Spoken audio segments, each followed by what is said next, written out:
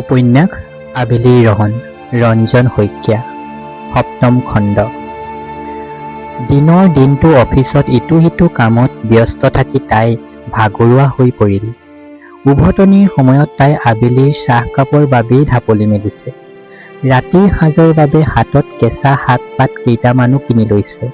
তাই আবেলিক পাৰিলে ৰাতি ৰুমলৈ লৈ আহিব। আবেলিৰ সৈতে কিছু কথা আছে, হয়তো সেই কথাবোৰ নোকোৱাকৈয়ে হৃদয়ত ঠাহ পাতিছে। কেতিয়াবা সেই কথাবোৰে আমনিও কৰে। যিমান সোনকালে পাৰি আবেলিক কথাবোৰ কৈ পেলাব।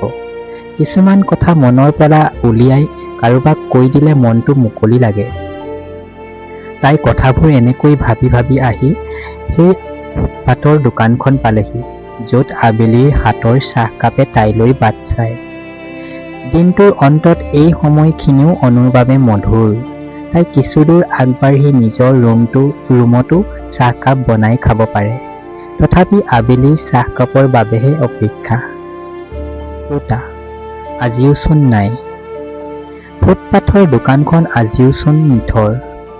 তাই বাৰু দোকানখন এৰি কৰবালৈ গুচি গ'ল নেকি? কলৈনো যাব? তাইৰ চোন কোনোৱেই নাছিল। যি আছে সিহঁতে চোন কেতিয়াবাই পাহৰিলে। অনুৰ আশা ভৰা মুখখন হেতা পৰি গ'ল। তাই ভবা কথাবোৰ যেন কোনো দিনেই দিঠক নহয়। ইমান দিনে অকলশৰীয়া অনুভৱ কৰা পাছত কোনোবা যেন আছিল তাইৰ বাবে।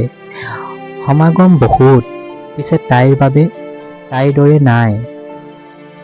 কাইলৈ অনু পুৱা বেলাতেই মাকৰ ওচৰলৈ যাব। তাত বা কেইদিন পাৰ হয়, একো নাই। উভতি আহি আবেলিৰ সৈতে কথাবোৰ পাতিব। ধন্যবাদ।